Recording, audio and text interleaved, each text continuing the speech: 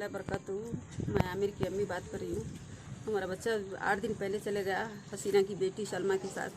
8 दिन से गायब था। वो लोग पहाड़ी शरीफ से उसको ढूंढ के लाए और पीएस में दे दिए। पीएस में कल जाके हम लोग बात करें वहाँ पर कि सिफारिश करें कि हम दोनों की शादी करके रख देंगे, दोनों अपनी ज़िंदगी गुजार लेते।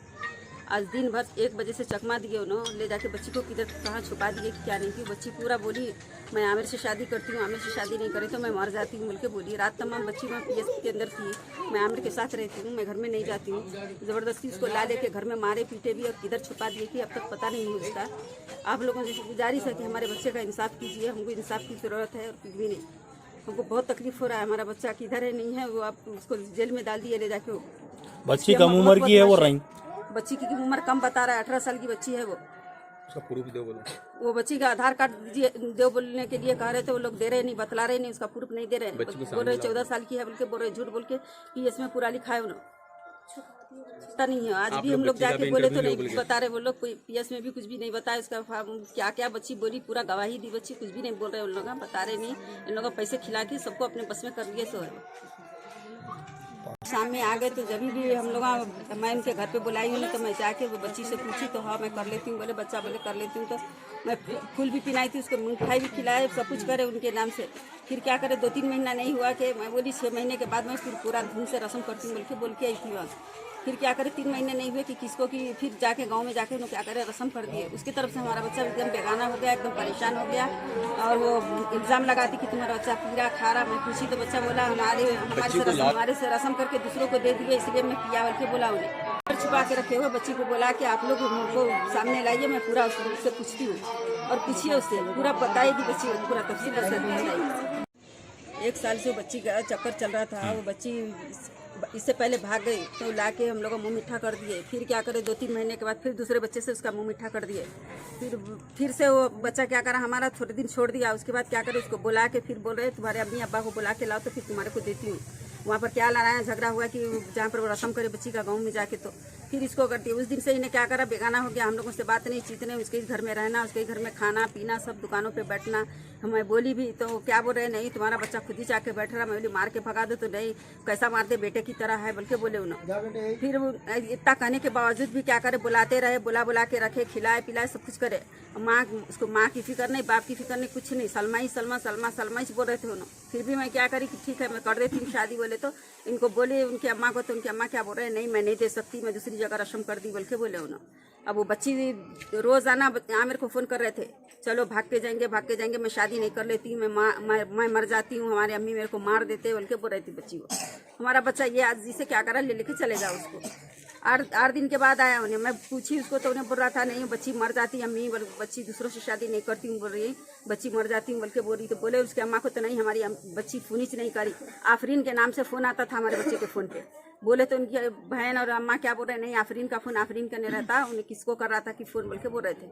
आफरीन का ही नाम था। हमारे बच्ची से पूछी तो बोल रहा कि आफरीन का नाम है उसमें।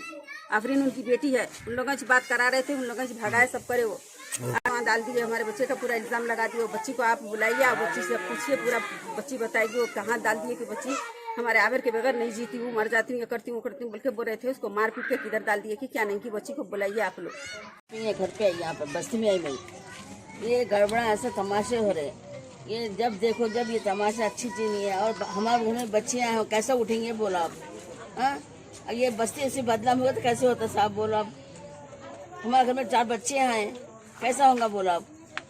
ये ऐसा करने से तमाशा करने अच्छा नहीं ना। ये इसको लाइट मारे उसको छोड़ दिया, इसको पकड़े अच्छा, ये तरीका अच्छा नहीं है। सुने बस। अस्सलामुअलैकुम वरहमतुल्लाहि वबरकातुहू।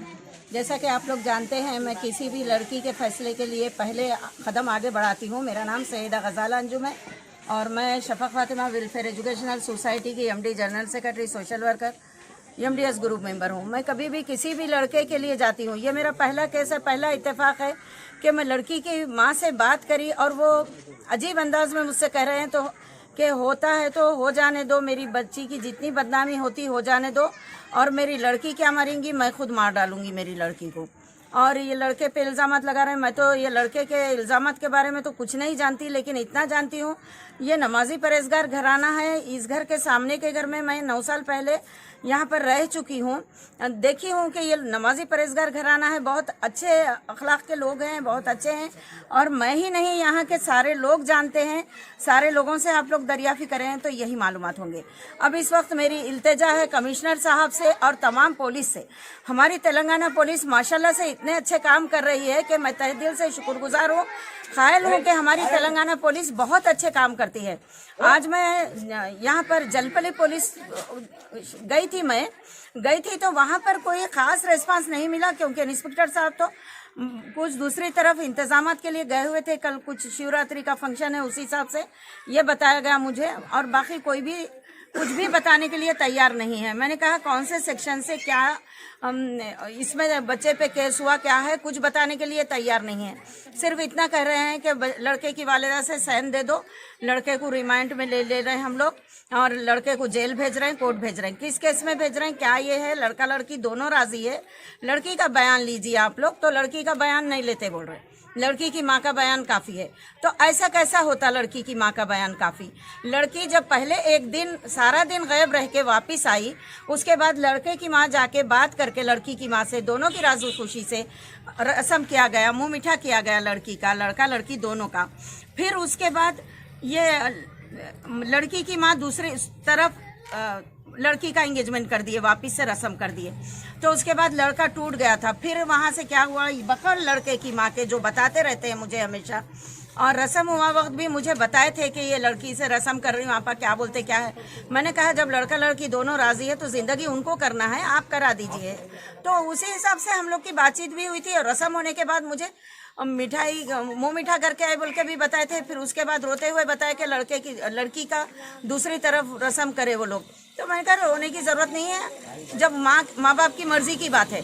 लेकिन आज की तारीख में 8 दिन पहले ये लड़का लड़की गायब हो गए। ढूंढने के बाद ये लड़का लड़की मिले। लड़की का बयान कल पीएस में था कि मैं आमिर के सिवा किसी और से शादी नहीं करूंगी, आमिर के सिवा किसी और का नाम लिए तो मैं जान दे दूंगी। तो उनकी माँ का कहना है कि मैं ही मार डालूंगी। तो कहने का मतलब यही है कि इस तरह से कितनी लड़कियां हमारे माशरे से जाती रहेंगी, जान देती रहेंगी। वालिदैन को भी अपनी आल औलाद के साथ समझौता करना चाहिए। जिस तरह ये नज़ीरा बेगम है, जिस तरह ये इन्होंने अपने बेटे के लिए समझौता किया है, मैं लड़की की वालिदा से भी, वालिदैन से इल्तिजा करती हूँ कि समझौता करें। कितनी लड़कियां आखिर इस तरह से जान देंगी अपनी। मैडम ये मालूम हुआ कि बच्चे को रिमांड कर दिए कि बच्ची की रिमांड कर दिए बच्चे को, और लड़की की माँ का कहना है कि लड़के को जेल भी करा दूंगी, उसके बाद आएगा तो खत्म भी करा दूंगी। तो ये कैसा, क्या कोई मुर्गा या चूजा है कोई किसी को कोई खत्म करा देने की बात करते? आजकल हमारे तेलंगाना स्टेट में इतने सारे मर्डर हो रहे हैं, इतने सारे फालतू बातें हो रहे हैं। आए दिन ये मोहब्बत के नाम पे ये सब क्या हो रहा है? तकलीफ के साथ, बहुत अफसोस के साथ कह रही हूँ। मैं कमिश्नर साहब से, अंजनी कुमार साहब से इल्तिजा करती हूँ, और तमाम पीएस डिपार्टमेंट से है कि लड़की 2005 की है और 18 साल की नहीं हुई, लेकिन प्रूफ देने के लिए कह रहे हैं तो प्रूफ देने के लिए तैयार नहीं है। आज पीएस में मैंने यही कहा कि लड़का लड़की दोनों का बयान लिया जाए, किसी एक का नहीं। और पीएस में मैंने सवाल किया कि आप लोग पेपर देखे क्या, तो उसकी ज़रूरत नहीं है, उनकी माँ की ज़बान ही सबसे बड़ा पेपर है। तो ऐसा कैसा किसी की ज़बान पे, मेरी भी ज़बान पे कोई भरोसा नहीं कर सकते। एजेंट हूँ मैं, तो क्या मेरी ज़बान पे कोई भरोसा कर लेंगे? जब तक प्रूफ ना हो, प्रूफ की ज़रूरत है, कानून प्रूफ चाहता है।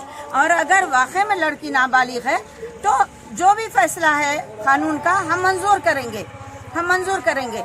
हम लेकिन शरीयत के हिसाब से हम ये चाह रहे हैं कि जैसे कि हमारे पास शरीयत के हिसाब से ये है, हमारे इस्लाम के हिसाब से, कि लड़की बालिग होने के बाद उसका निकाह किया जा सकता है। तो ये लोग करने के लिए तैयार हैं। अगर निकाह करना चाहते हैं तो बखौल कानून के, मैं कानून से मुत्तफिक हूँ, कानून से इत्तेफाक रखती हूँ, तो मैं ये कहूँगी निकाह करके बखौल कानून के लड़की के वालिदैन के पास लड़की को रखा जाए और इन लोगों की जिंदगी हंसी खुशी होने की दुआ करें। इस तरह से ना हम लड़की को बदनाम करना चाह रहे हैं ना लड़के को।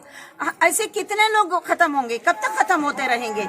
ये मैं बार बार पीएस से और खास तौर पे अंजनी कुमार साहब से रिक्वेस्ट कर रही हूँ कि इस केस के बारे में तवज्जो दें, और आवाम से भी रिक्वेस्ट कर रही हूँ। तौर पे मैं अंजनी कुमार सर के साथ महेश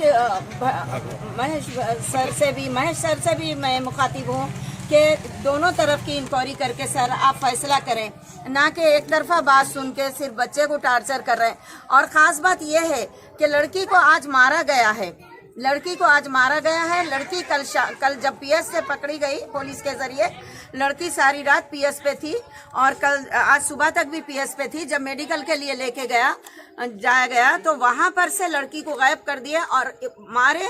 उन्हीं के लोगों के बयानी मुझे सुनने में आया कि आज मैं उनकी बहनों से भी मिली, लड़की की भाई से भी मिली, वालिदैन से भी, दोनों से भी, सबको समझाने की कोशिश करी। लड़की के बहनें भी तैयार है, वालिद भी खामोश है।